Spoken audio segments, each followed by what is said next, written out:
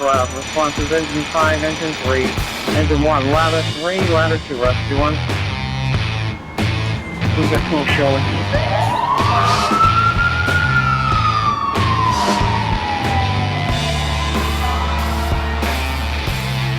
Division 1, you're on location, box 23, reporting smoke showing 727.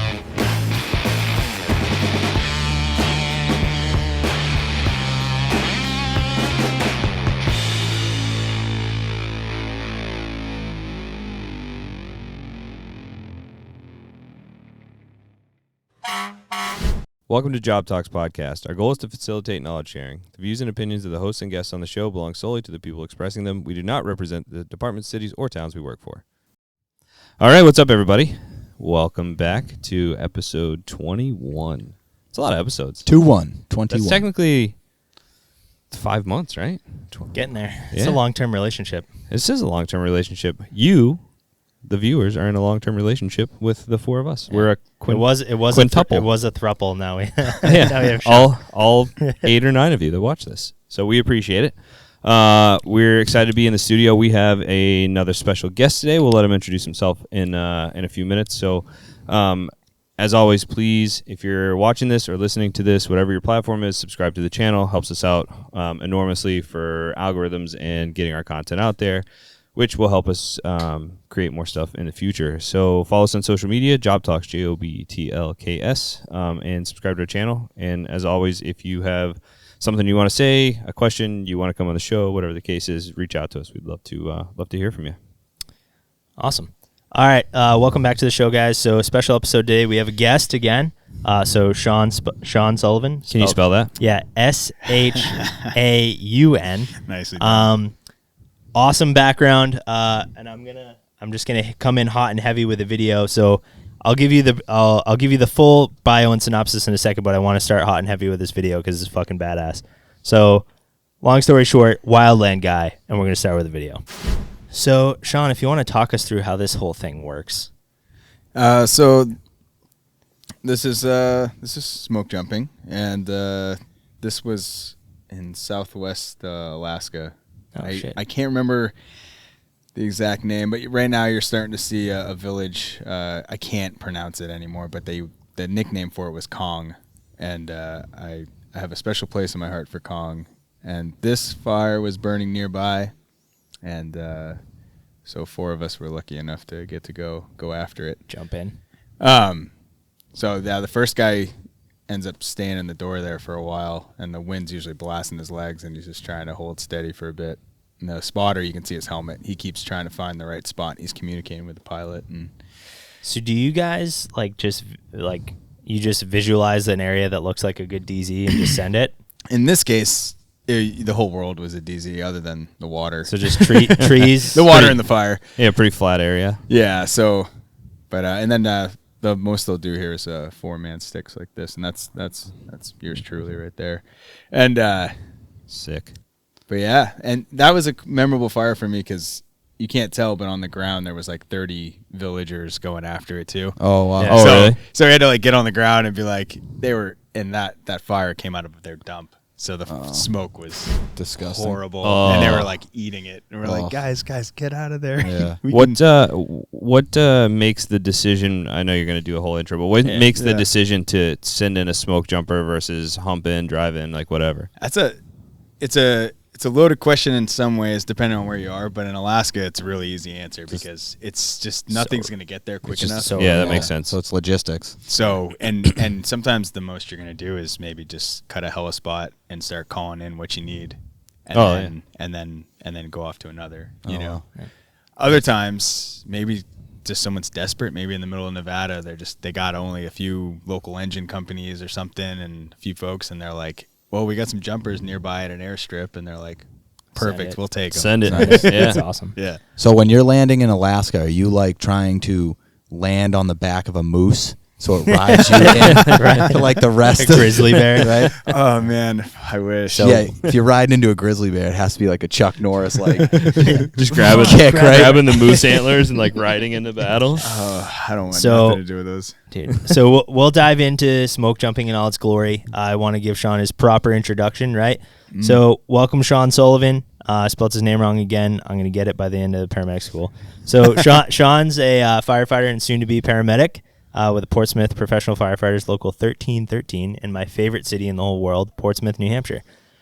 So we're lucky to have him. We're looking for a wildland guy, and Shaun casually came up to me and was like, hey, like, if you're looking for a wildland guy, like, I do have some experience. Turns out he has a lot of experience.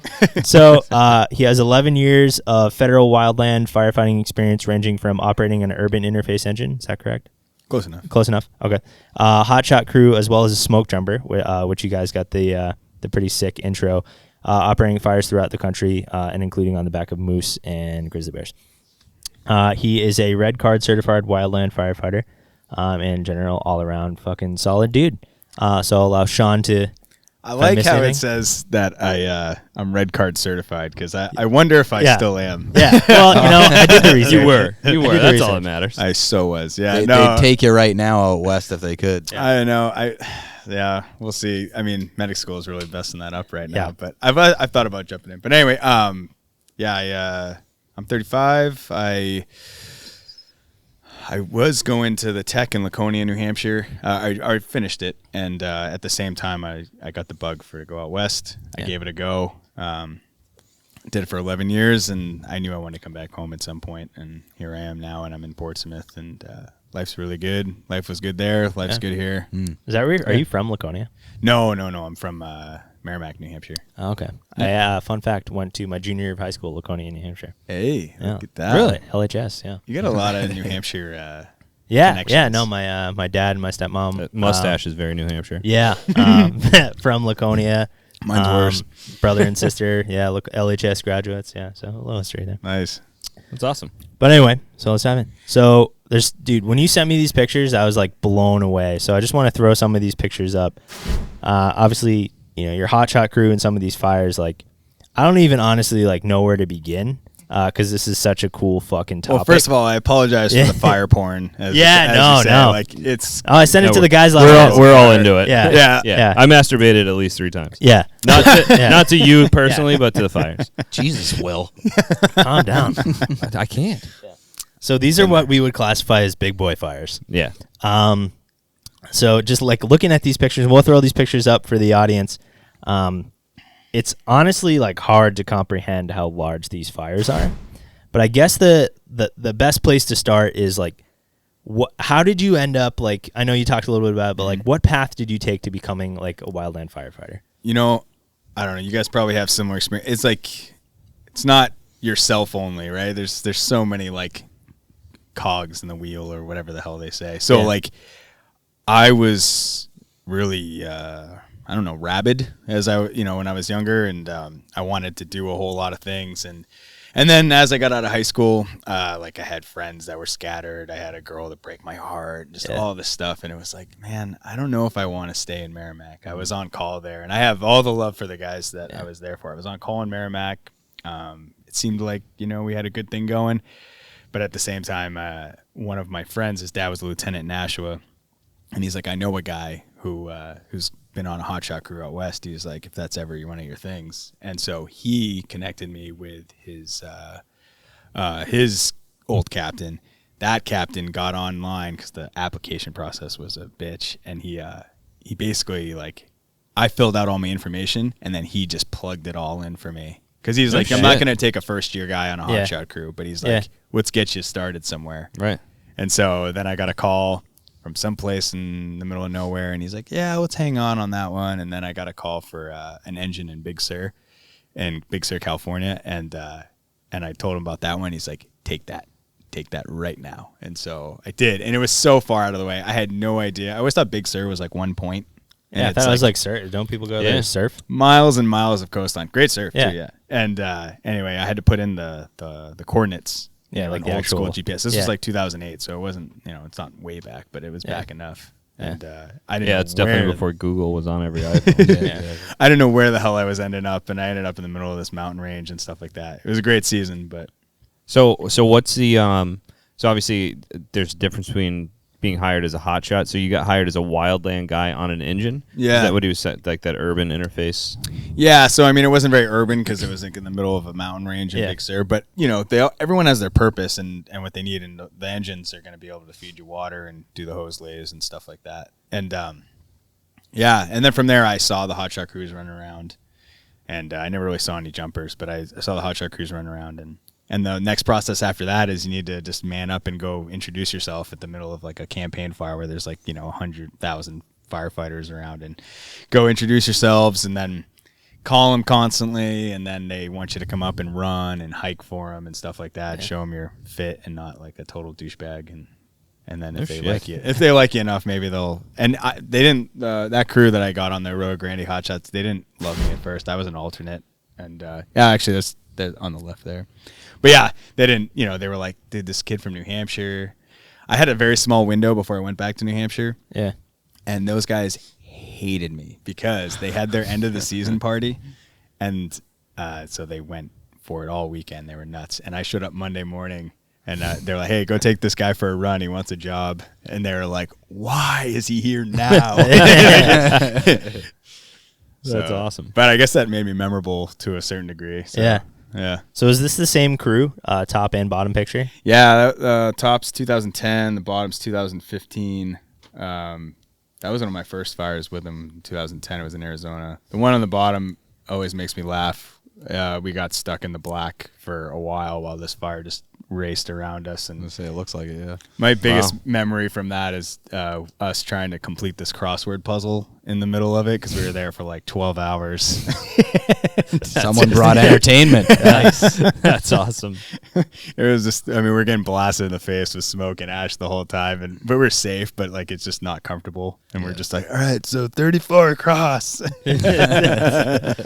So like, how does it like? So as far as I'm presuming these guys are from all over the country, right? It's not like you're an anomaly from being from New Hampshire. The crew that I was on was out of Central Coast, California. Most of those guys at least had California ties. Yeah. Not everyone though. I was definitely the only guy road tripping every year from New Hampshire, but yeah. And then jumping's completely different. There's guys and gals from every walk of land or earth. What is the fire like? So what does the fire season look like as far as like? Yeah, I know you have some off time, right? But like, what does a typical fire season look like? Some are busier than others. And it also depends, the kind of crews and whatnot. Like on the engine's more local. They want you to stay local. You're there for like initial fire attack. A hotshot crew's there for like extended attacks. So you could go anywhere and be out there forever. And people just totally forget that you never came home. But, yeah. Awesome. Anyways, it's really all about that. It's really tough to say. But you're definitely selling your life for like 6 months, 7 months, whatever. Some places are shorter, some places are longer, but yeah. And I'm sure, like, obviously we see on the news these big fires, but like how often are you actually responding to like a small, like wildland fire? Yeah. I'm sure it's a lot more frequent than we think it is. Honestly, the smaller ones are typically the funner ones, because you're like, hey, I think I might be able to catch this thing. Right. And if you catch it, then everyone like high fives and stoked. Right. Yeah. Whereas like when you see the bigger ones, usually it's like misery. You're just like, oh no, and you're like, all right, start here, and we don't know when you're ever going to be finished. Just keep going that way, and then you just see that plume just blowing out ahead, and you're just like, oh shit. That's what I'm saying. Like you look at, like, we think about like urban like firefighting, which is like can be pretty arduous. Like there's some like real work to be done. Oh, for sure. But then I look at this stuff, I'm like, this is like hundreds of thousands of acres, and guys just doing fire. I'm like, fuck. Yeah. Literally just Jeez. digging and hiking. Just and like- Just Yeah. like a totally physical different work, job. all Yeah. So if Yeah. I can just lay this out here now, Yeah, the reason of why course. I'm happy to be here talking is I've gotten to know Barry, so I like. I'm sorry. You're, yeah. Thanks. But You're with that stuck being- now, buddy. With that being said, Welcome to the club. listening to the podcast as I have, like, I think I've probably half episodes in or so. I enjoy the way you guys talk about fire. Like, it's not. You guys don't go like too crazy on it about yourselves and everything. In fact, most of it's more self-defecating, why failure matters, all of this stuff, and I'm all about that too. Yeah. And so when you talk about like these big boy fires and all this stuff, like I have seen I've seen that side of things, but I've also seen the structure side of things, Mm-hmm. and I've seen the medical side of things, and it's like they're monsters, all of them. Yeah, They're all- they are. Yeah. They're all their own way, yeah. They're all monsters. Every like, if you can think of like the worst day for each one, it's just They're they're all pure just- hell in, yeah, in just different ways, you know. Hard work.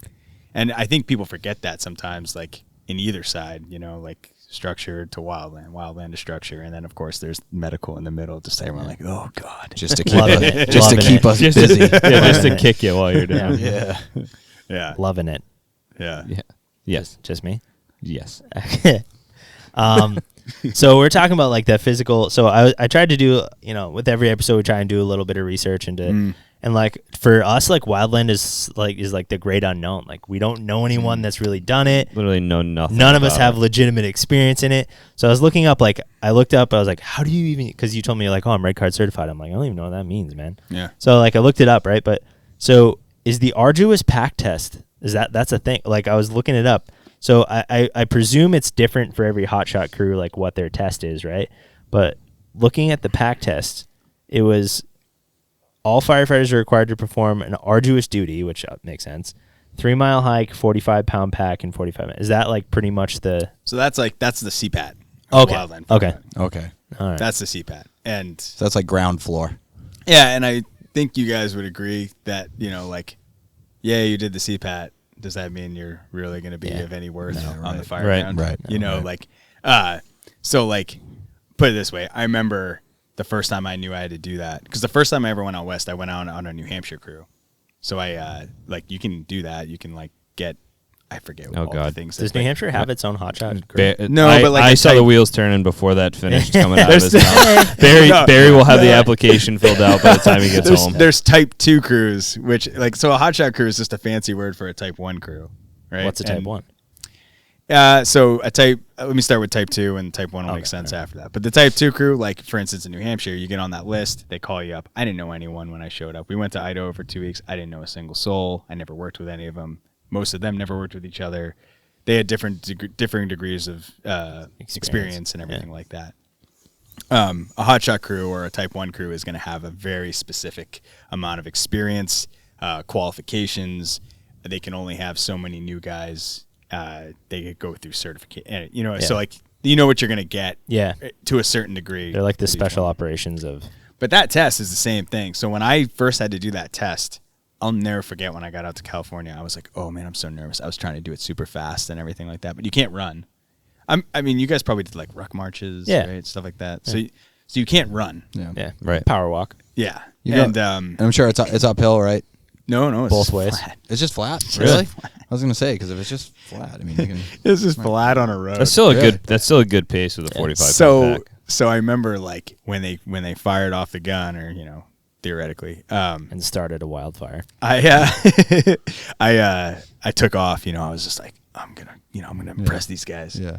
And they're like, hold on there, man. Come back here. We're going for 44.59. Like, Yeah. Yeah. You know, and I was just like, oh. I was like, why did I train to do this stupid thing? You know, and Yeah. because none of that is what is actually happening. You're always on rough terrain. You might not even be going that fast because you can't go that fast. You Right, have yeah. more weight. You have more incline. It's hotter out. You know what I mean? Like, so I always laugh at that thing. It makes me laugh a lot when I think about how I used to treat it, and then how when you really actually do it, everyone's just like 44.59, man. Yeah. Yeah, Well, I yeah, think about when we took the CPAT. You were actually ahead of me. I hadn't known you at the time. Yeah, no, I met. Yeah. Me and Barry made like a bond Yeah. Early on. before we knew we Yeah. were actually Yeah. really gonna be buddies. Yeah. So you go into take like yeah, You wouldn't even know that you were going to be in the same academy class at that point. no. No, I mean, But by chance, Were you, but- did you watch Corey? Hatch. Wait, no, McGrath. Corey McGrath. Yeah, I watched Corey McGrath. So, yeah. dude, so this guy in our department, Corey McGrath, he's unreal, dude. Just like so handsome, fucking athletic. I thought he was gonna break the pike pole thing. Yeah. So you go in there, Oh, yeah. dude. This guy, right? So he had like, I almost want to be mad. So this guy had cancer, came back with better hair. I'm like, he's just the perfect human being. Yeah. I'm like, Corey, what the fuck? And he's just humble. He's He's just humble. yeah. He's just a solid dude. And You better be listening to this, yeah, Corey. Yeah. Yeah, you And- didn't even blur his name, You so he big must be jerk. good. No, he's just a good dude. And John was ahead of me, and Corey, I believe, was ahead of you. Yeah. And this guy's just a fucking machine on this thing, doing like the pike pole extensions, like, and like the machine is like rocking, and he just walks away and is like, "Hey." And I was like, "Where are you going?" He's like, "Cambridge." I was like, "Ah, nice." Me too. See you there. Don't eat me. And then I saw John up there, and John was getting after it, and I was like, all right. But yeah, you take that like so seriously, and then you realize it's like this doesn't even. To be though, to go to the next step. So when you go to jump, you have to do the pack test, but the pack test for jumping is with 110 pounds. Damn. So that adds a little more to it. But that's in 90 minutes. However, I remember, I don't know if the Forest Service went to that. I know Bureau of Land Management, they changed it to 60, and it did it when I was about to go. So like maybe a week or two before, they basically say, they're like, don't do it. Don't train for it. They're like, train for a million other things, but don't train because you're going to hurt yourself. Right.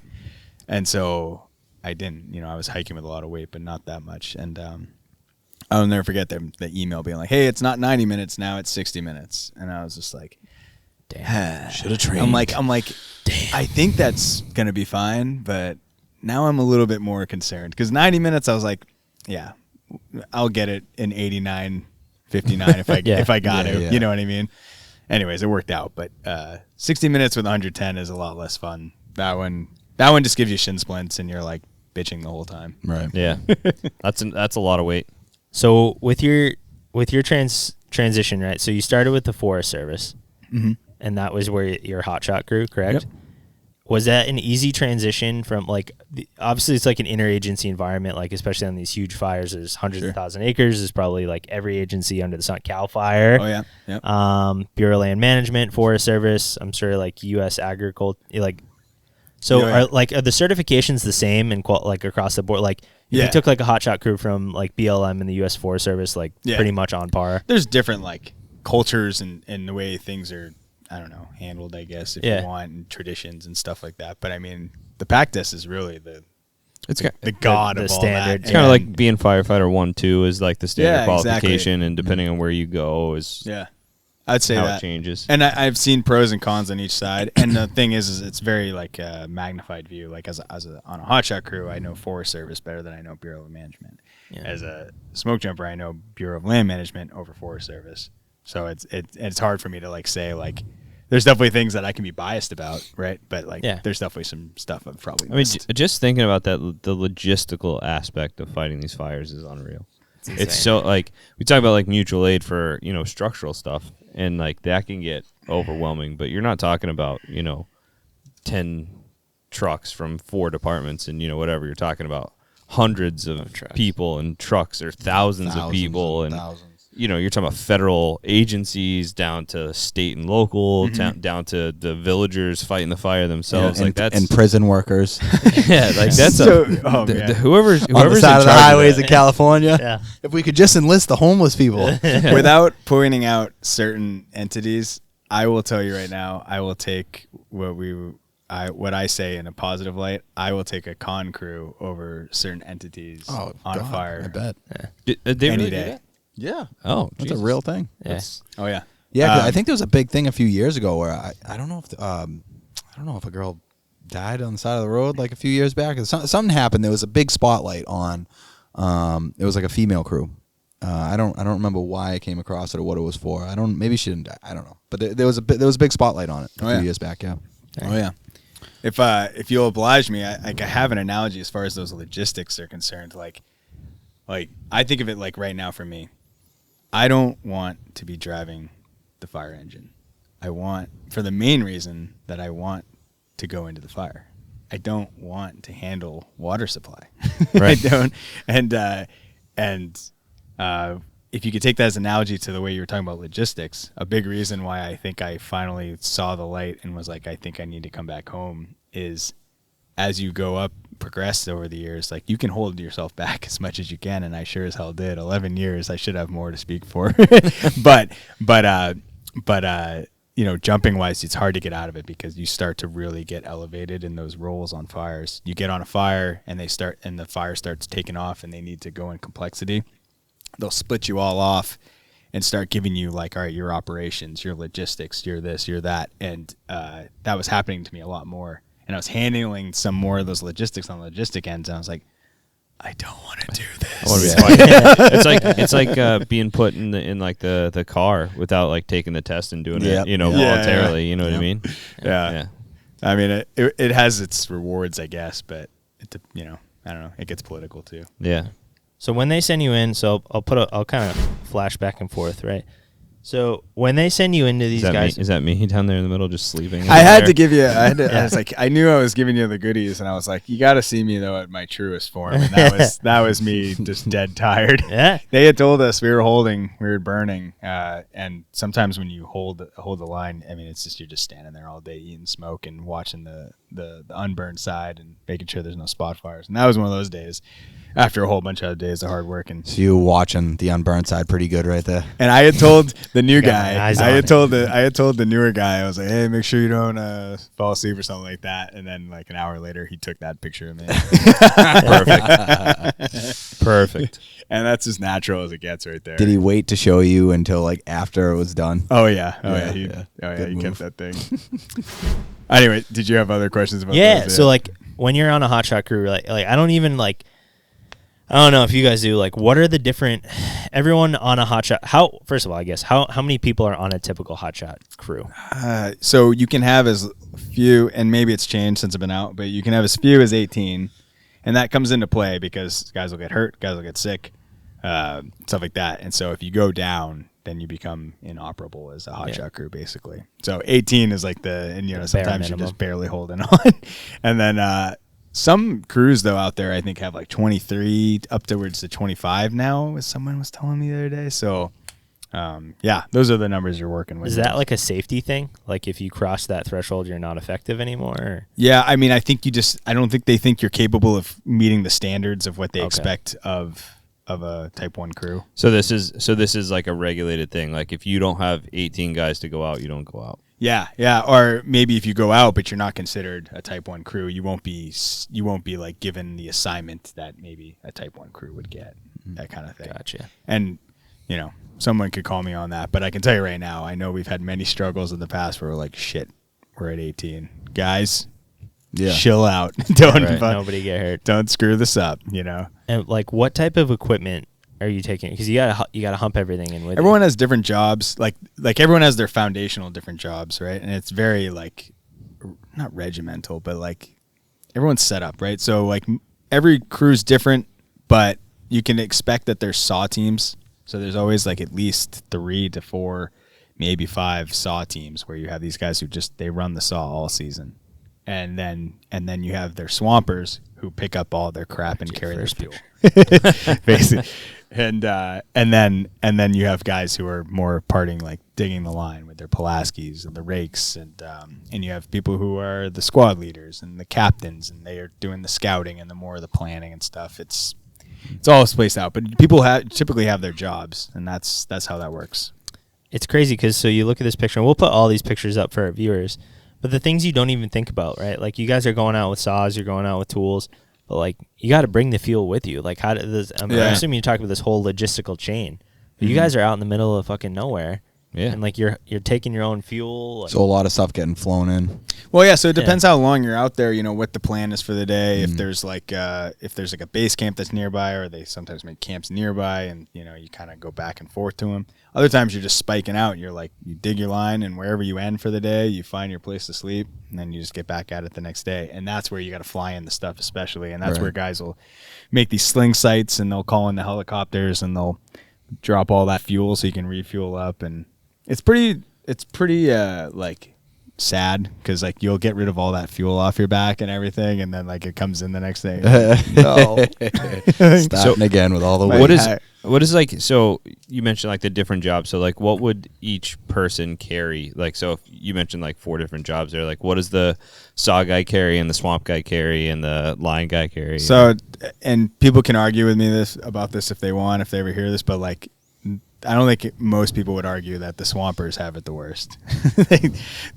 And I used to love it though. Have you ever seen like Sin City? Yeah. Yeah. Movie? You know when he's like talking about his weapons and he's just like, I got this, and I got my mitts. Yeah. That's how I used to feel when I was swamping, because you really didn't have a tool. You know, you had just a ton of fuel on your back, and you had everything else that you need to carry, and then you were just expected to basically like wrestle everything that was getting cut off of the fire line. Jeez. And then you were re-hiking like, you know, chunks of line just back and forth. So you were hiking double the amount everyone else was. You were carrying more weight than everyone else was. Dang. And so those guys, and that's what you got to do if you want to get on the saw. Typically, like that's what gets you there. It's the progression. So is that Wow. like as a new guy, that's kind of like Well, yeah. For me, I was straight up on a Pulaski. I was Yeah. digging first. I mean, they were like, "I don't know who you are. You barely have any experience. You're from New Hampshire. We barely saw Here's you. a shovel." We barely saw you. We were so hungover that time you came to run with us. You know, like it was like, and so it took me a few years to get to run the saw. And honestly, rightfully so. I didn't know what the hell I was doing with it. You should have saw me at the Fire Academy, because I was at the Fire Academy in Laconia in like 2007 or whatever. Me running a saw there versus doing Nice. that and that picture is Oh, light years away from each other. So when you guys are like, for this picture in specific, like, this might be a stupid question, like, are you cutting down like live growth trees or just like dead? And like, what is the tactic behind like cutting down the trees? That one, I'm really glad someone picked it up, because it makes me look cool. But Very cool. I'll tell you right now, that was my season when I was lead sawyer, and I wasn't always I had everyone watching me. I had multiple crews watching me do that, because that one was leaning right into the fire line and it was burning like really good. So they needed it out of the way so we could work safely. So no one was going to progress until that thing was out of the way. So I had multiple, 20 people crews watching, from afar. And I'm just like the whole time looking up, like, don't screw this up. Don't screw this up. Oh my God, please don't. Just please go where it's supposed to go. So you're getting rid of that saw because it presents a falling hazard to the crews that need to come in and work. Yeah. So, Or to get typically rid of the that tree. lead sawyers, or, the guys with the most experience falling difficult trees will go out ahead of everybody and just be looking for, what are the most hazardous things that are going to either like we're going to be digging this line, this tree falls over, and now our whole line's compromised, or what's going to also kill us, Right. And so Yeah, you're right. going out ahead and you're taking those out while everyone else is behind digging, which makes being the lead sawyer really awesome. Like that's a great lead sawyer gig, right? Because you're just like, I don't have to cut all this crap. I can just go out and cut trees. I just, whatever. Everyone else is digging all day, just, 1 foot at a time. Yeah. But other times you're in the middle of like brush that's like dinosaur brush that's like 15 feet high, and you're the guy trying to like get like just a sliver of a path through it so people can start like doing Jeez. other. And so Is this out in California? this was, I think that was near Big Bear. Yeah. Dang. Yeah, I would say so. Crazy. Also, help focus me here, boys, Yes. because I can ramble about anything. No, That's what we want. That's what we're here for. We're just soaking Yeah. it in. So we talked about the hotshot crews and like making the progression. So like, I guess similar along the lines of like what a hotshot crew carries, right? We'll kind of jump into like when you made your transition, but like for smoke jumpers, we talked about, John kind of had highlighted like the benefit of they can get into very remote areas. Yeah. But what are you guys jumping with? Like, Oh boy, lots of stuff. Yeah. So your reserve would be on the front of you. Yep. Your main would be on your back. But also all of the gear they make. So like there's like this machoistic view of like what a smoke jumper would be, but there's also a really silly view that people don't take in, where like all winter they're just sewing. I mean, Yeah. we have a massive loft where we have every sewing thing you can imagine, 20 machines, all the fabrics and connectors and Velcro and all that stuff. And we're making all of our gear by hand, all of our packs, all of our gear. The only thing we don't make is the parachutes. yeah. And I say we, shit. like as if I had such a big piece in that. First of all, I was off in the winter. Second of all, I don't know, I could sew some shit, but not half to the degree that some of these guys were. So And- these are like true career guys that are in it all year, Oh, yeah. needing the paycheck all year long. Especially when the guys, I think about the guys in Alaska when it's like negative 40 out, you know, and they're in the loft just sewing away. Right. But yeah, they. So wait, where was it? Oh yeah, so reason why we have all that stuff is right now we can customize it so it makes sense for what we're trying to do. So we have all these hockey pads in our we don't even like from certain views. I guess it looks kind of sexy maybe, but like honestly, if you watched 8 smoke jumpers waddle out to the plane when they go, it looks pathetic. Right. That's pretty similar to. I find this so fascinating. I don't know if you find it. I would presume so. Like defining the parallels between like being a paratrooper and then like where do you guys go to airborne school? Like where is it like? Oh yeah, the school is at the base itself, and it's hellish. I'm sure it's up there. I don't know how to relate it to different military things and stuff like that, but I mean, I know it's got to be up there. It's got a terrible washout rate. They're really brutal to you for a while, but they get you to where you need to be, and then they treat you with respect after that. Yeah, that's good. Yeah, It's probably harder than Sounds Army like- Airborne School, I would say it's because probably harder. Army Airborne School, you're already taking people that have gone through like basic and done that part of it. Yeah. You know, and then you're getting them in there. I mean, half of it is just they just want to make sure you're not going to quit. I mean, Right. that's Yeah. like, and then I'm not telling any secrets to anyone who's ever aspiring. You know, like any smoke jumper will tell anybody that if they're trying to do it, it's like half of it is, all right, are you going to be able to jump out of the plane and make split-second decisions if something goes wrong or something like that? I think that's a big part of it. But the other big part of it is like, if we're stuck on this fire and there's 6 of us and it starts going really bananas and we're going to be out here for another week and a half and who knows when other was going to, like, are you going to bail on it? Like, are you going to lose it? You know, or Are you going gonna become dead weight? You know what I mean? Right. Yeah. And so, like, I think half of it, honestly, is like, just show us you're not going to quit, man, and we'll be good for the rest of your life after this. That's great. Like, Yeah, that's good. and for us, like, we jump into a relatively cleared drop zone. Like, you guys are just trees, no You're not- trees, like luck of the draw. You're like, right, but you're not totally right. I know you because we're on Fort Wainwright. There's paratroopers there, and I know some stuff about you guys. You guys like jump on like tarmac airstrips sometimes. Okay, I have never done that. Have you jumped tarmac? I've never jumped tarmac. No, you don't do that intentionally. Oh, okay. I've hit. People hit tarmac, but it's Yeah. not intentional. Oh, okay. Yeah. Because I've heard of the guys at Fort Wainwright. I wasn't there when they did this, but like I know guys have sat out there watching at the base. You know, just like leaning back, watching.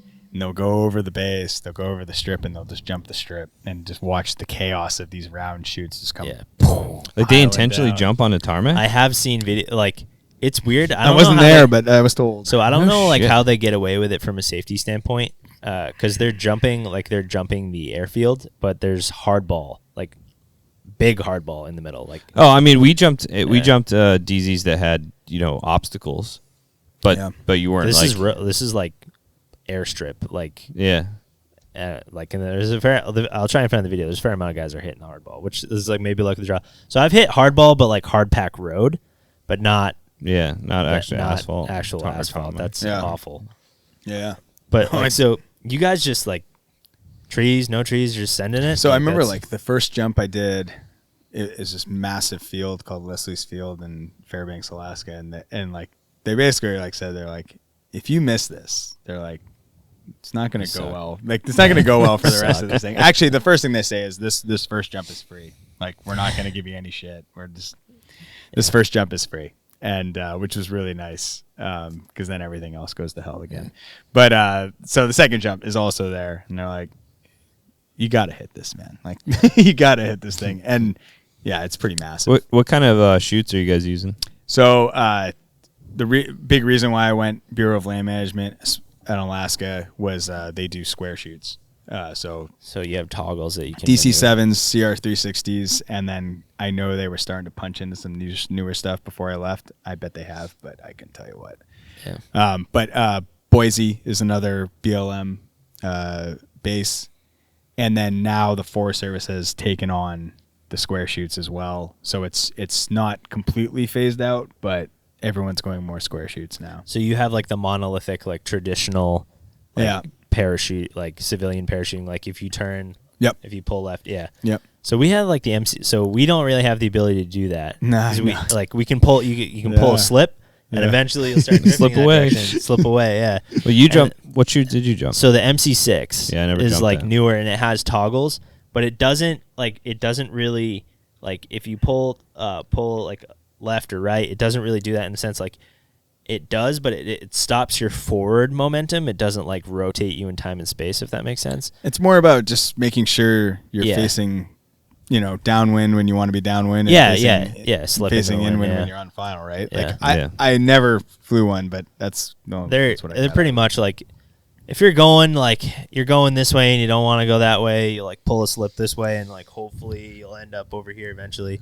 But they're not very It was all maneuverable. theory. Yeah, There's a not big very argument. There's a maneuverable. big argument to be had. I mean, they've been fighting it for years as far as round shoots for square shoots and everything. And round shoots is how it started. I mean, it started I believe 1939 in Washington State, and so there's a lot of tradition and culture. You got to fight over that, and there's a lot of pride and everything, and that being the old school stuff. But I think where they really battle is all right. People say the round shoots they just more or less drop, and you have less control, and the landing is generally always rougher. Yeah. With the square shoots though, like yes, you can be a baller. I mean, you can lighten your load and just even do some guys, as they say, a stand up, right? Which Yeah. they don't really want you to do a stand up, but they just want you to do a nice light roll. So right? we do. It's called the PLF. Oh yeah. Do you guys PLF? Oh yeah. Yeah. So for our leg listeners, that would be a parachute landing fall, where you're kind of like banana. I always call it 5 points of contact. Yeah, 5 points. But I always called it like I'm trying to like make a banana and just like roll in that direction. I don't know. Maybe that's just me. You would. Yeah. So when I was in, I got out in 06. We only jumped TA-10s, which were the round shoots. Yeah. And I've never jumped a square shoot, but I can tell you the round ones hit hard. Yeah. Well, if you do the square right, you can do it good. But that the other argument to that side, to the people who do that, is like if you do it wrong, like if you don't do come it in right, real hot, you can right? really screw yourself Yeah. up. That I think that's probably the benefit for the military in using those shoots is that maybe you can't make a lot of changes to help yourself, but you also can't make a lot of changes to hurt yourself. And I never jumped. I mean, I've jumped a civilian, square shoot, but like not what the MC whatever the ones you- MC6. Those hit hard too, right? Mostly due to operator error. So my first, as a quick aside, like my first unit, or my first jump out of airborne school, I was telling him afterwards. So like your first jump's supposed to be like we call it like Hollywood, Yeah. which is where you're just jumping your main and reserve, like no combat equipment. Yeah. And you're supposed to do it like Hollywood in a door, like which is what you trained on. Yeah. And we were doing C-130 ramp jumps, just walking off the back, which I had never done before with a new chute. And my battalion commander at the time was like comes into the bay and he's like, I don't give a fuck what anyone think. Like everyone is jumping MC6 tail combat, and I just like look at my like platoon sergeant. I'm like, does he know I'm new? Like, does he know? So he like went up and was like, hey, like it's Paddock. He's like, everybody's jumping tail MC6 combat, and I fucked that up so hard. That's awesome. Everyone else like when you walk the ramp. Would you equate it to the time that you tried to hit that rail? Yes. On the yes, mountain. Yes. So like I heard about that. Yes. Yeah. So when you walk, like you have, it's very cool because like some of the things you say, like chalks and sticks, like it's the same terms, right? Well, you said it started in 1939, right? Yeah. So around the same time time. that military airborne Yeah. school started. So I'm sure that Yeah. there was like oh, hey, we can do Lessons this with learned. parachutes, and hey, we can do Lessons this learned. for So same deal. We're waddling, same as you guys awkwardly Oh my God. waddle, and we're supposed to like you come in and you're at the tail of the C-130, and then you curve in at a 45, and then right before you go off the tail, you're supposed to come back to 90 and walk off. I just went at a 45 and just immediately I had a bunch of twists. I did not pull my reserve. I probably should have. Yeah, I remember you telling me like, hey, do you think I should have pulled my reserve? Dude, I hit hard. I thought you did pull your reserve. No, on that one. was my last jump in airborne school. Barry has had how many jumps have you had? 9. And you have almost and one time pulled your reserve and I 9 have jumps. pulled my reserve You shouldn't once. jump out of planes anymore. Yeah. you should, Yeah. you should stop. Yeah. Wait, so that was wait, have you jumped since that one? Since my 9th, no. Yeah, No. I think you should No. end it. Yeah. I would since- say you since need MC6 redemption. I would Yes, no, since MC6, yeah. So that was my first jump with my unit. That was jump 6. And then after that, it was T11, which is more forgiving just because Nice. but yeah, I hit hard, and then like I came down, and I was like, oh man. And everyone else was like, wow, that was great. And I was like, really? I was like, I'm in a lot of pain, guys. Is this how it's supposed to feel? But to bring that full circle, you were talking about like how pathetic we are walking out. Yeah, because the guys, so like for instance, like underneath your pants, you have all these hockey pads, but you also have this extra mesh where most guys lay out their tent in like a way that cushions your ass even more. Because if you watch that video, we go out, it's not very glorious. You sit with your legs dangling out, so you always do the sitting position, and Just kind of kick off. so when you do that, in order to get your legs to not go flying, you just slam. It's so bad for your back, and you just slam down. And so guys pad all their stuff. So when guys are waddling out, their asses are So you guys sew in hockey pads for the landing? hockey pads. Interesting. Hockey pads. The suits are Kevlar, trying to help you from getting pierced. Yeah. There's a lot of gnarly stories out I mean- there from the past. Guys getting completely impaled by stops. Yeah. Dang. I mean, that's like that's totally different from the military. I Like think the obviously moose those landing sounds the most Yeah. ideal Moose still. those things can happen, but you're generally even like a combat jump, you're sending like a pathfighting unit ahead or something to try and find a suitable Drop zone. It's hard to find a jumper who hasn't gotten hung up in a tree. Put it that way. Tree Master, King of the Trees. I did it once. However, I was fortunate where the top. So I was like in there and I'm like, crap. And then you practice this letdown procedure because that's the other thing. The pants are made with this way for you to. You have a bunch of rope in your leg pocket. You have a descender device. And you tie off to your riser, but you also tie off to the stuff. And anyways, that's how you bail out. And then you need to go and then you have to go get your climbers, climb back up, get your parachute out and everything like that. I didn't have to do that because the top broke out. So I capped the tree, the top broke, and I just hugged the tree.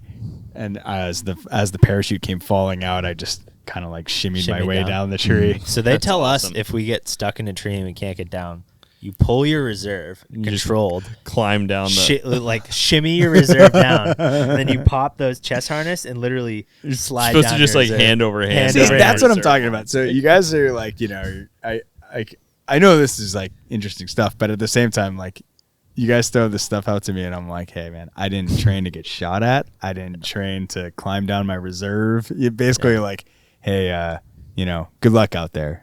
Yeah. Yeah, right. This is still, I mean, looking at these pictures, man, it's badass. So what did you guys mostly jump out of? Like little like prop planes? No. So most of the ones that at the time were CASAs, or at least in Alaska. I don't know how to explain that because I'm not a plane guy, but if that makes any sense. CASAs, they have Dorniers, and then they also now have this. Two foreign words. They have this. It was right at before I left. They started getting it commissioned. Was the Dash 8, which is pressurized, which they've never had a pressurized plane before. So they're making super headway now to the point where they jumped a fire halfway across the Aleutian chain. This Wow. Don't earlier let the this Russians year. know. And I saw where they landed and I wanted to cry. Like, I mean, like I'm so happy I'm here right now, but at the same time, like I saw that and I was like, I want that experience. Yeah. Like Speaking of which, what do you guys jump? What altitude do you guys jump from? 3,000 feet. Okay. So for Oh, all that's- your skydivers it's a out lot there, like higher I've than I never thought. jumped higher than we did 6,000 once. But other than that, I've never jumped higher than that. And I'm jealous of the people who get like true free like, Free fall? Free fall. So you guys are all static line, right? No. So well, the drogue is static line. So if you see that video again, like there's a small parachute that comes out. That thing's not going to save your life, but it's going to keep you upright. Yeah. Or, hopefully it should. And then after 5 seconds, a very regimental jump count. If you even deviate from it in the slightest way and they catch on to it, whether you're in rookie training or not, that you're gonna have to get talked to for sure. Oh, so you pull. So it's not static. You pull your own chute. Yeah, you pull. Interesting. Yeah. So, We do the same count. 1,000, 2,000. Yeah, 4,000 count. but another thing they do a lot of, and like that picture on the right is just the feet dangling. Is you also drop a lot of cargo to guys. You'll either just go do a cargo mission, or you'll be the guy after they jump out, you'll drop more of the cargo. Because you were asking how much stuff we carry. Yeah. Yeah. So we carry our personal pack, we carry our packs and everything like that, and then we have leg pockets that have a ton of extra stuff. But as far as chainsaws, water, food, that all gets dropped after via parachute. Yeah. To me, man, like I know it's like this kind of like mutual admiration, but like looking at these pictures, like the last bastion of like real like Western like dudes getting. Yeah, it's the last frontier. Yeah. Yeah, man. With like the last frontiersman, dude. Yeah. It's awesome. Yeah, that's sick. I will say, I'll never forget when I started in Portsmouth, February of 2020. Oh man, I remember sitting in the ambulance. Like they were like, "Hey, do this ambulance inventory," and they let me do my own thing for a bit. And I sat back there for a second, and I just breathed, and I was like, what happened in my life where like my comfort level is like jumping out of a plane into a forest fire? Like I was freaking out in the back of the ambulance. I was just like, what the hell am I doing here? Yeah, what right. am I doing? I'm gonna hurt somebody. I'm like, I should just be jumping out of planes and being stuck in the woods for weeks on end. Like that's where like I would be comfortable right now. And I was like, how the hell did that happen? I was like, what a weird life. You know? So if you shout back to our personal and professional growth episode, Yeah, right. It's definitely a young man's game, though. I mean, I'll tell you, man. What's the average age of like a crew? So, I mean, I Googled this the other day, actually, just for the fun of it. But I mean, jumping's like a real career, honestly. Like, not that hot shotting isn't, but hot shotting's way harder on the body, by the way. Just want to point that out there. Yeah, I believe it. Like those guys are just constantly grinding day in, day out there, everything.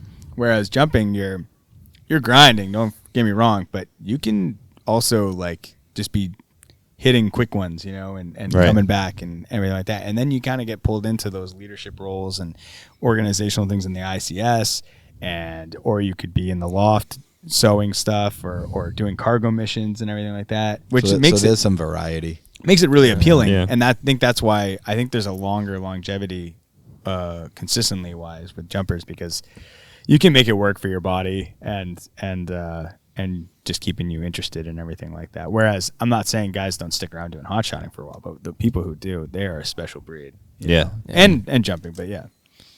So just real quick, I kind of want to go back a little bit. Yeah, anything. Because I again, like, no reference to this stuff. So when you go back to like talking about your jobs, like in hot shotting, like, so you said in jumping you could be in some leadership roles and whatever, but when you talk about like the line, what is the line you're making? Like, how big is it? Like, what what's when you go out? Obviously, the mission is to control a fire, but like, what is your what are you doing? Like, you're a hot shot crew. You get deployed. You hike in. Like, you're making a line. Like, what are you doing? Trying to think of the most direct way to say it.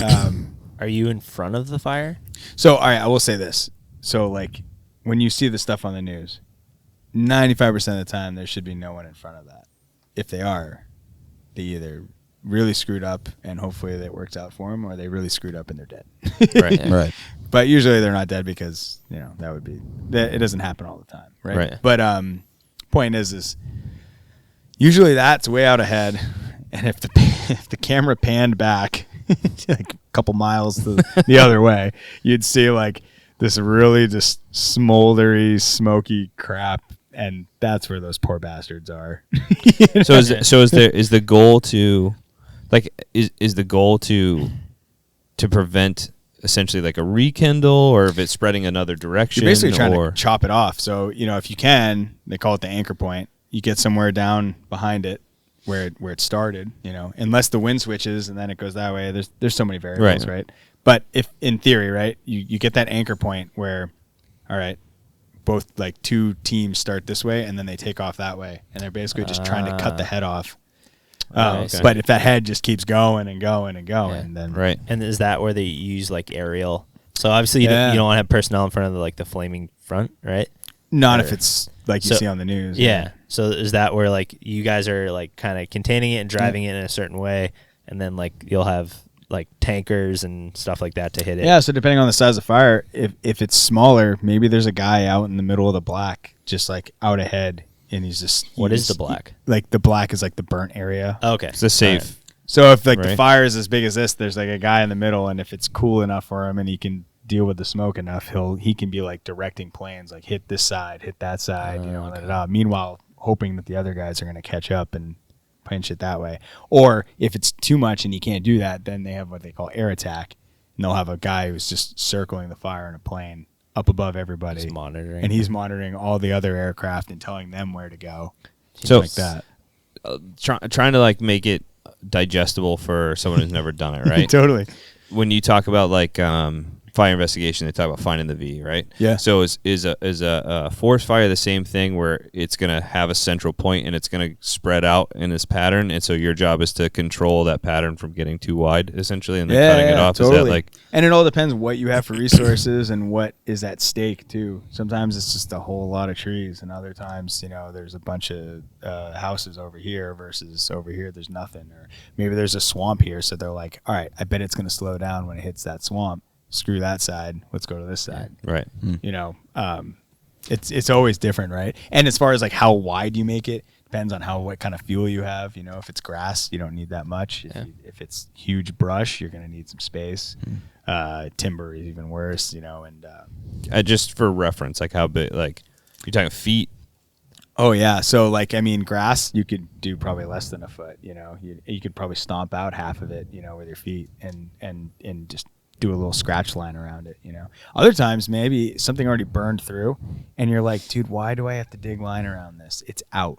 And Right. You're like, all right, never mind, cold trail it. And so you just literally are like walking around and touching it all, and just being like cold. Oh, to see if, okay. And then you don't have to dig any line around it. So I guess that makes, so that's like the on the ground, like hot shot example. And then I think you made a really good point of like making it digestible for the listeners, right? So say you have your 6 smoke jumpers, you guys are jumping in. Yeah. You land. Yep. What are you doing?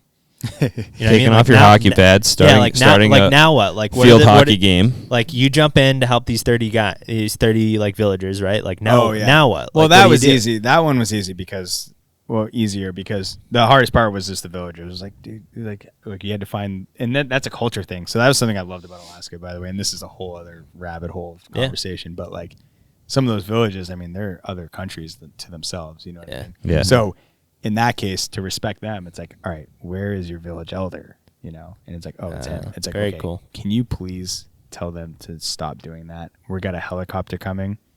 We're gonna have him hit there, so no one has to breathe any of that, and then we're gonna work this side. And you guys, we're not gonna tell you to not help us, but we're gonna tell you to be careful. And please, if we tell you to back off, please back off. Like that. So then he goes and tells whatever his village, like there. And that was the fun thing about that fire. It's like strong interpersonal skills. Yeah. But Civil affairs. but to go back to your other question though, actually I'm losing it now. Like what do you like? You're on the ground, you land. Oh yeah, like, so what do you do? I am here. Well, first of all, the guy. So I'm sure like you guys probably have some crazy overtime rules at all of your respective fire departments. Yeah, everybody has their own. Yeah, and as do we. And I like to relate that to the jumping world, where there's a jump list, and that list can be manipulated in many different ways depending on what you do with where you're at, right? So you never know who you're going to jump with. So the person that is first in the plane, first in the door, that guy's in charge, no matter how much experience he has or doesn't have.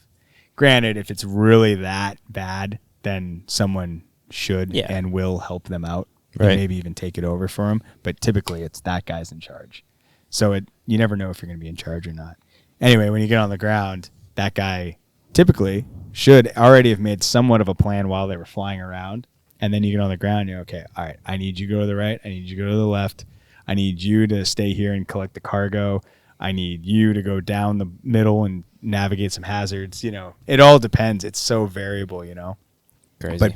But basically, you get way more freedom as a jumper. It's more like you're a team, but at the same time, like we need you to act solely by yourself if need be. And very often need be, because the way it starts off, you got like 6 guys, 4 guys, 8 guys. So are you guys? So you said you're developing that plan like in the air as you see it before you jump. Are you guys out with the map? Like, hey, this is where it's burning. This is a mountain. This is that swamp. This is whatever. So we think we're going to come in here because of wind direction, Yeah. and then once you're up and you see everything, you say, okay, yeah, I'm confirming this is. So not everyone has a helmet, but the jumper in charge does. And so he's talking to the pilot and he's talking to the spotter, and he's like, hey, before we do this, can you fly over there, because I think I saw a few cabins, you know what I mean? And like, Right. and and over here I think I saw this, and it's like, okay, and it's burning this, and I see that, and they're like, all right, we're gonna jump here because this is gonna put us at the best spot for that, and we can do it, this and that, and then they got to figure out the wind and all that crap. Right. Also, Yeah. And since you don't have like a regulated DZ, are you just following the guy before you, or does like before you jump, he says like, see that spot right there? Oh, That's yeah. where we're going. Oh yeah, they're like, see that spot, and then what they do is they at 1,500 feet they drop these streamers. The streamers are supposed to like represent the same amount of weight and drift that we would. So they drop those streamers, and we can all watch the way the streamers go. And then also the pilot does. So the pilot now knows how he wants to fly the pattern, and then in theory we know what we're gonna face when we're down there too. and then like, that's the jump theory. spot. Everyone see it. Yep. All right. These are the hazards. Now we're at 3,000 feet. Here we go. And then the first guy lands, and he's like, hey, that worked out really well. Yeah, I keep doing that. Other times the first guy lands, and he's like, don't do what I did. Go that way. Right. When they say like, oh, this fire's like 50% contained, It's done. How do they know? Like, how do they quantify percentage contained? That's a good question. All right. First of all, when they say 50%, I don't want to get too political here, but when they say 50%, you can basically assume it's like 80, 90. It's like, Yeah. you know what I mean? Probably the same way, honestly, if you were in charge of a structure fire you were at here recently or something like that, and you're like, dispatch is wondering, like, do you guys have this? Do you need more resources? And you don't want to say, yeah, it's okay, because you're like, what if it's not? What if there's something in the eaves or something Okay. that in the walls that I didn't find or something like that? So you're like, I'm holding on to everybody, and we're gonna keep checking this for a while, right? So I'm not trying to diss anyone who's ever kept the containment low to save their ass, but that is a lot of the time what it is. It's Gotcha. like when you're 60%, it's like, it's done. Gotcha. They got it. Unless some horrible wind event happens and some, ember and some everything has to align. You ever say like the Swiss cheese? You guys talked about Swiss cheese holes, didn't you, in one of your thing or something? Like, like think of Swiss cheese. Think of like a bunch of things of Swiss cheese. If all those holes in the Swiss cheese aligned at the same time, that's how like disaster would occur. Okay, that's Yeah. actually a really good analogy. Yeah. I've never heard that. Yeah. So when all that shit aligns, maybe that's how really bad. I thought that was just the nickname they gave Will for that one time he played goalie. Dude, now I'm like, Will's a big hockey guy. now I'm like I deep think. in- It hurts I'm because not. it's accurate. But how do they get the percentage? They have like IR maps, so they okay. go and so like they'll have IR flights to try to see what that, and then obviously like the crews and the divisions report back like, hey, we got this bar on this thing and this and that. Do you guys have strobes? Do you guys like wear IR strobes or anything? No. No. I have a question. Flint tape? What's up? So, what is like the biggest fire that you ever caught? Shoot, that's a good question. And like, what is now? I know this is a complicated question to go beyond that, but like, feasibly, what is the biggest fire that you can catch? And obviously, it has to do with resources. Yeah. And was there a time where like, if you had the resources, the fire would have been caught? Oof. Right, Okay. because it depends how hard you want to attack if it. you want to throw I can't answer that question perfectly. Just No, for like the how whole could thing. you? How You want could you? these But ones if or you further back? But just going from your experience. all right, that you know one's what I mean? fair actually. So the one on the far right, Yep. Okay. I'll never forget that one. That was one of the last fires I ever did actually, and it was in southern Alaska, like way past the season should have went, and we thought we were going to a different fire. And we thought that jumpers were already on it. They wanted help. I was called in that day. I remember flying there, and I had like 2 hours, so I went to sleep. I slept on the plane for a bit, and when I woke up, thinking like, all right, well, someone's already on the ground. They're going to tell us where to jump. They're going to tell us what they need. They're going to tell us where to go, everything like that. And instead, I opened my eyes and looked at that, and I was just like, what the hell is that? And I'm like, all right, so where are the guys? And they're like, there are no guys. They diverted us You're to the something guys. else. And I was just like, oh. And luckily, I wasn't the jumper in charge, because that would have been even worse. But if you go to the other thing of photos, there's another picture of it. So you can see on the bottom left corner, that's where it was taken off. Okay. And you can see the whole highway's backed up, so there was actually people. And if you were able to like zoom in on it, you would see like neighborhoods and everything, which is not normal. Like jumper fires are usually you're trying to get it out before it becomes a bigger problem. Yeah. For that Right. stuff. So it was just all of that was just like, okay, well here we go, and so we jumped basically in the middle of a neighborhood, and we were trying to hold that whole right flank. It hadn't actually, even though it looks like it kind of crossed that highway, it didn't cross that highway yet. Yet. It does. Spoiler alert. But we were on that right flank trying to get that neighborhood down. And this is kind of a sad story, actually. Like, we saved a lot of houses and things on that fire over time, but that neighborhood over there, like, we tried our best for 2 days, and without giving too much away, eventually somebody, and it wasn't me, but somebody made a mistake, and unfortunately took off. And that whole neighborhood went going. That wind kept blowing like that consistently for days and days and sent that thing flying. Damn. And I remember screaming about the amount of resources that, like, the way they were used, because I wasn't in the higher up position. And so they were worried about that left flank too. Yeah. And they thought that we might be able to catch it. And so we were so strung thin. We did our best, but yeah, it was a mess. It was an absolute mess. And that you can see kind of a gap in between the highway and the fire on the right side. There's like a gap with a bunch of crap in it. You can tell that was like a what do they call when they? I can't think of words. When they have a ton of like beaten up trucks and cars. Scrapyard. Thank you. Yes. When that Very went familiar up, with that. Yeah, John's the guy for that. when that went up, I will never forget like the explosions that came out of that thing. Oh, yeah. It was insane. So let me ask you a question about that before you get back to finishing John. How many acres was that though? I'd have to look for you. I'd have to Google it. But thousands. Yeah. I mean, Okay. And the thing is and where I say like you can't do everything. So like, the weather is what is to blame, not the few things that also went.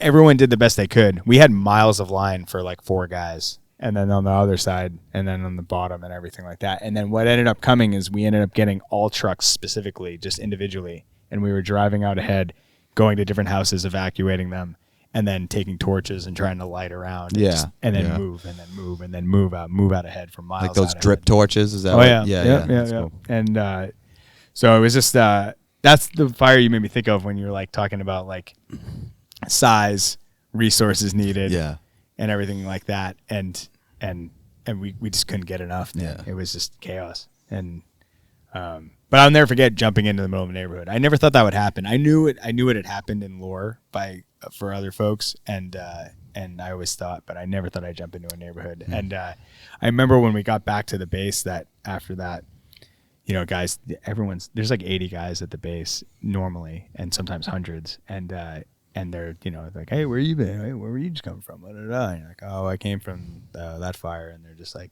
and you see their face go, oh. Yeah, right. And you're like, oh, I guess it was a thing, wasn't it? You know? Well, they were probably listening in, just like when we have a working fire. Yeah. And my guys are going to it if they're going out of town, and I'm like, well, I'm wide awake now, so I'm gonna go listen to this fire. Then it's a 3 alarm and a 4. Remember, you know, listening to. Now I got a lot of friends over in a neighboring city, and I'm sitting there just listening to the fire, and then all of a sudden you hear a mayday, and you're like. Hard Like, drops, which one of my friends are on this one? And then, Yeah. you know, luckily it wasn't a big deal, but it's like one of those things. They must be listening in on this stuff, and they must have the same frustrations that you do. Oh, yeah. Because it's like, just from the little bit that when Barry said you were coming on, I was like, all right, I need to listen to some stuff on this because I need to like find a few points that interest me so I can ask a few questions. Sure. And this was one of the things I started hearing about guys who would catch like 5,000 acre fires, you know, things like that. And I'm like, okay. It's like we go and put out like a 1.5 story house. I'm like, yeah. And it's like, yeah, I put out a 5,000 acre fire, bro. To be fair, though, when you catch that 5,000 acre fire, in my opinion, like for instance, this one, we didn't catch it because we're so fucking awesome. We caught that fire because Mother Nature was like, I'll stop blowing the wind now. Sure. And then everyone caught up to it. Yeah, you know what yeah, I mean? yeah, Like, yeah, yeah. And in the meantime, Right. what our successes were is like just our resourcefulness and our like ingenuity to like get to as many houses and find as many things as we could to try to save them the best we could. Right.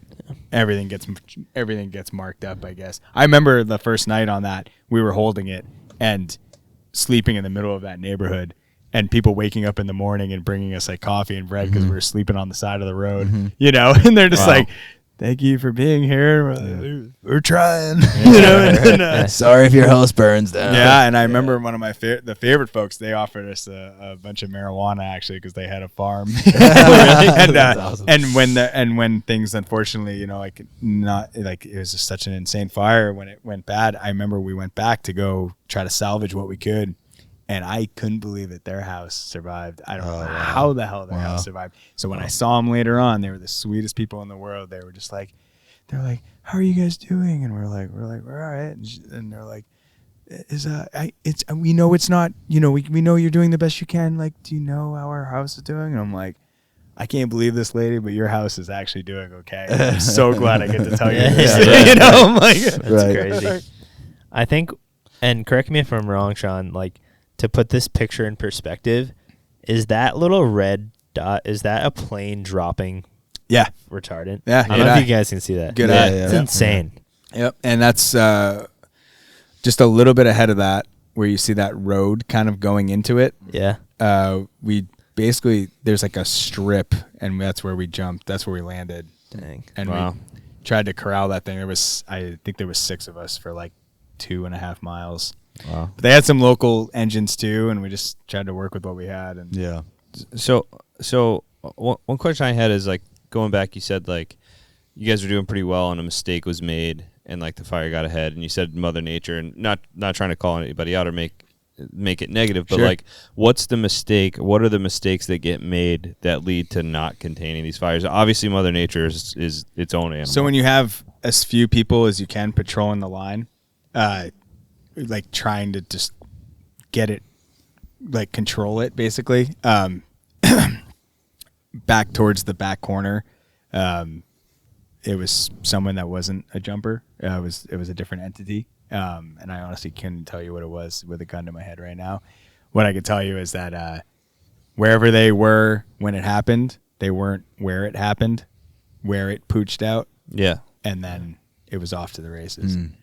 So it's just, you literally like miss one patch of And land. if they were here to tell their side of the story, they might say, well, I was over here because this was starting to pooch out here, and I needed to put that out, and then I can't help it, the fact that this is what we had on this line, and which Doing goes the back best. to But your as you resources. said you were strung out thin. Exactly. Yeah, not blaming anybody. Yeah. I was just curious what, like, you know, like you had said before, like when you're felling trees, if you fell a tree the wrong direction, Holy you crap. can Yeah. you can take something from a burned area and put it into a non-burned area, I'm guessing. Oh and yeah, start a whole start thing. the So whole thing up. If especially when you're up on like an incline, right? Like you talk about like digging line. What do you got to do to dig line? If you're on an incline and you got stuff that's rolling down, you don't only have to just dig line. You have to dig a whole trench to catch all of the shit that rolls out.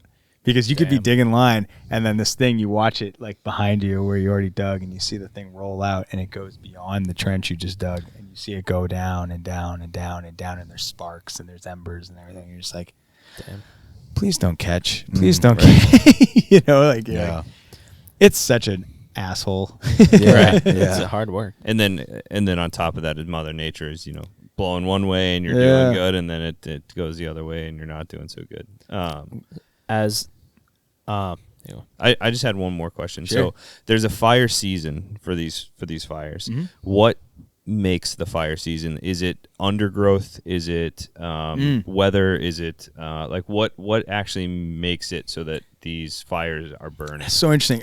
It's, you know, Red it's tape. all like Red tape. area located, Bureaucracy. right? So like California is known for the longest fire seasons, and rightfully so. Like year after year, it's just getting less and less rain. Like they should be getting rain at least half the year, and they're getting less rain, less of that half of the year, right? So it just keeps getting worse and worse like that. Alaska is a pretty short fire season generally, But when they do have fire season, it's just constant because they have like 24 hours of light, 20 hours of light okay. constantly. So things, even if that it makes rains, sense. it just dries right the hell out so fast. But even there, like they're getting held over. In fact, fun fact, they could have a winter like they do. Fire can be held under, like everyone's just like, please just snow, and then this fire will go out, and it does theoretically, but it just goes underground. And Yeah. it literally just hangs out underground, and then when the snow melts, it just pops right back up. Wow. No And- kidding. And like, I can't tell you That's that. Like, crazy. I can't tell you that via science from Yeah. like what my brain is Just in, capable like, of. the I'm just smoldering telling you, root. they'll be like, "Hey, there's a holdover over here," and you're like, "You're kidding me!" And then you see the burn scar from the year before, and you see this little thing pooching out over here, and you're like, Damn.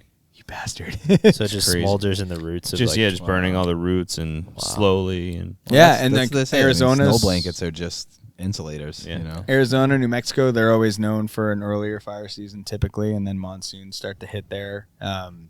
so just the combination of like leftover brush from like the spring and or winter, like all the stuff that falls, Yeah. and then all drying up, and then combined with the heat of the sun, like well, yeah. So I mean, then it's like just, all the other you know, stuff. if you get a lot of rain, if you don't get a lot of rain, and then the way that affects those or like duff layers, that more depends on how long a fire will burn for and how much of an ass it is to get it out, right? Like the deeper it goes. Right, But as far as and you need ignition. That's the whole other thing. right. You have to have an ignition because sometimes things are just primed and you don't get the ignition, and it's like, and you're like, everyone's like blowing up, like, oh my god, this is gonna be insane, and then you don't get the ignition, and you're like, oh, I guess I have the weekend off. You know?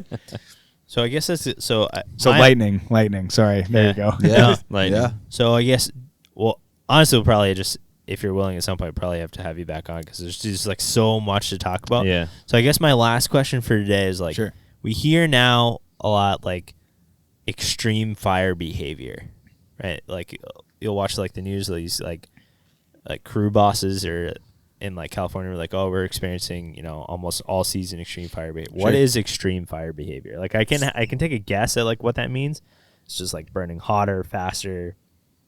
But is that like things are shifting? Like Honestly, like again, and I just feel like it's necessary. Like you guys had the EMS episode, right? And I don't know what you got for feedback for it and everything like that, but that was a so that was much a gamble. great positive That feedback, was of course. that was a People gamble. really loved that was a loved gamble, it. and I feel like the wildfire one is too. But in this culture here, like I don't know how many times guys are always ribbing me and everything like that for that stuff. So like, I don't know But I'm- why, dude. I was like, is I'm sick. like jealous. I'm well, like, I wish I knew I'll what give you a wanted to reason do. why. So like July 4th, I worked a detail for the fireworks. So I was there from 9 a.m. when they were setting up for the whole time until they blew them off, right? And I could not move from there. And there was a wildfire near in like this island in Portsmouth, and the guys had to work it for a few hours. And when they came back, they drove by, and I was like, "Oh, you boys wildlanding?" And they were just like, "Dude, all we did was talk about you and how we've all lost respect for you because this is what you did for that long, you know." Yeah. But to answer your question, extreme. Think of it like how do we talk about like structure fires now, right? Like the way structure fires burn, right? With the way construction has changed. When you used to have all of this like heavy, just natural wooden things Heavy, and- long growth timber. Yeah, thanks. Help me out with Dimensional that. lumber. Full dimensional. Yeah. And Long and growth, so you I have would like say. those classic YouTube videos where you watch those burn the way they used to burn, and then you watch like the newer construction burn. It just torches up, right? And you're Yeah. like, and you talk about how seconds count, right? And staffing counts, and how you need to be here this quick because this is how fast this stuff goes on. Well, it's the same thing with wildland. Half the time, you're never going to get there as quick as you would for a structure fire.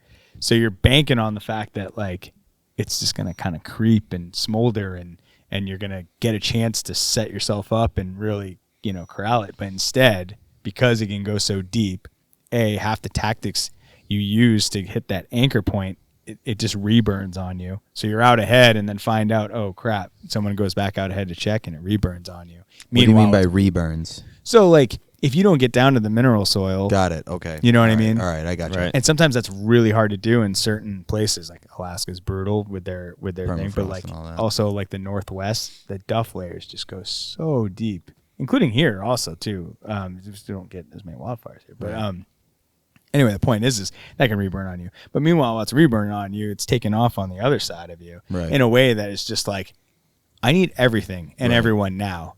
Meanwhile, there's other fires burning the same way, and everyone's saying the same stuff. Right. I can tell you that I'm not the best person to ask because I've been hearing that since I started doing that, which also allured me to it. I was like, damn, it's getting worse and worse. I want that. You know? Right. Exactly. And it was the same thing then, and unfortunately, it's still the same thing now. And I don't really have a frame of reference when it wasn't like that. But I can tell you that the fire seasons are getting longer. They were getting longer in Alaska before I left. The last season I had, it blew. Usually you go to other states. You know, they send you to Idaho and Montana and everything like that. I never touched any of that in my last season, which made me sad because I like doing that too. But Alaska just didn't stop burning. You know, it just kept. I think that's a important, or not important, but an interesting point is that we see these fires on the news. You guys are doing this all season long, all over the country, and you don't see every single one of these. The more you're going to see in the news, honestly, is the more like richer areas, the more politically everything like that. Like the amount of intense fires that I think I've experienced in Alaska, you know, have been in some village that no one's ever going to know about. You know what I mean? Yeah. But if there was some money involved and some politicalness or whatever, then maybe people would be like, "Oh my God, that village was threatened." You know, if it was in Mystery Alaska, they probably right. Yeah, right. So yeah, no, there is all of our ice. little place called Aspen. So Void. Yeah, We are there. Where the women flow like the salmon of Kevin. Oh, awesome, man. I don't know if that answered that or not, but yeah. Yeah, no, it does. It does. Well, we could spend, 20 hours probably talking about Wildland. I'd still feel like I have so much to learn.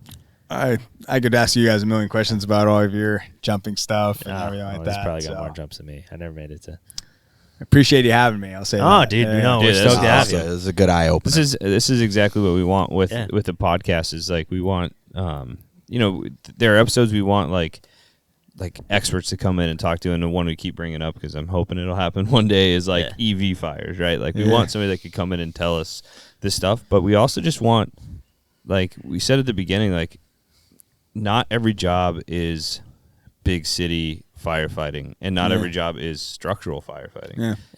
And the fire service is so encompassing, like having people that have these interesting like backgrounds and stories from all different walks of the fire service is really awesome. So I think it's awesome. Yeah, no, I think like ultimately, like you said, we're trying to like capture and so like guys that love the job, that have like so many different experiences. That's like the ultimate show. So we're fortunate to have you.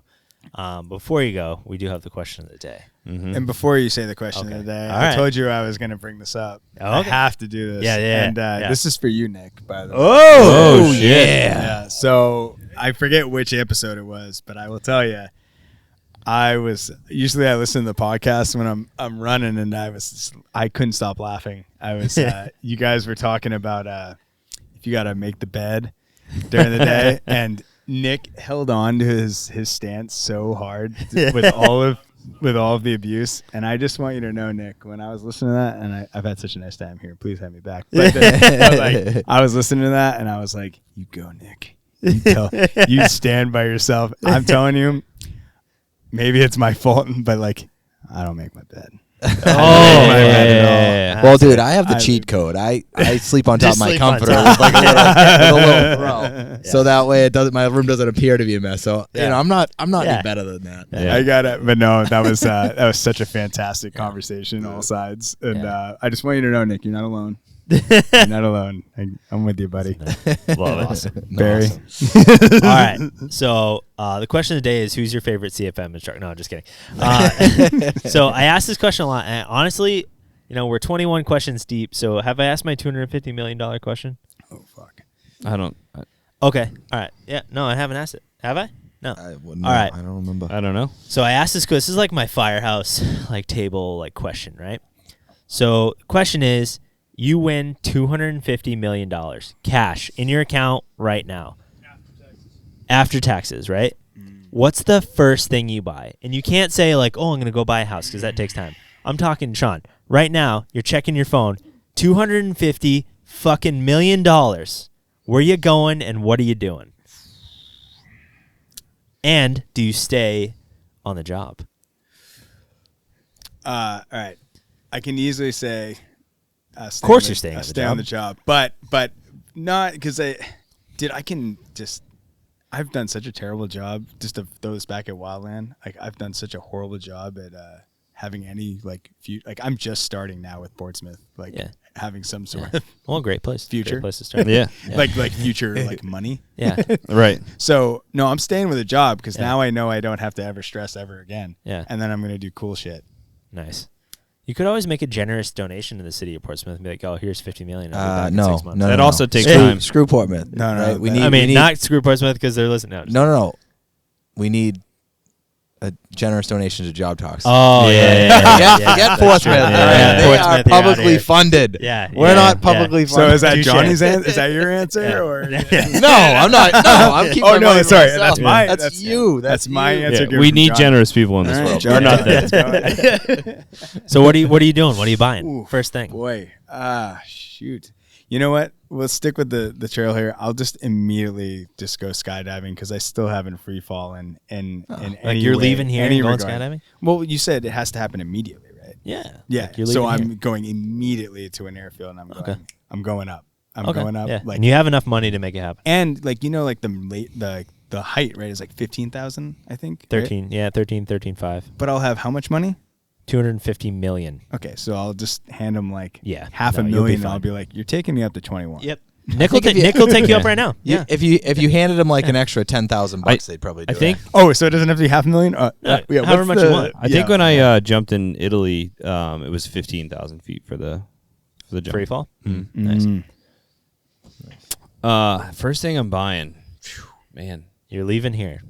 like leaving from here. Yeah. Well, I'm buying gas because I I ran out on the way here, and turns out Cumberland Farms down the street doesn't have diesel. So, boys, follow me to the nearest gas station, please. I literally got like you're out of fuel like 30 miles out, and I was like, this thing gets great fuel mileage.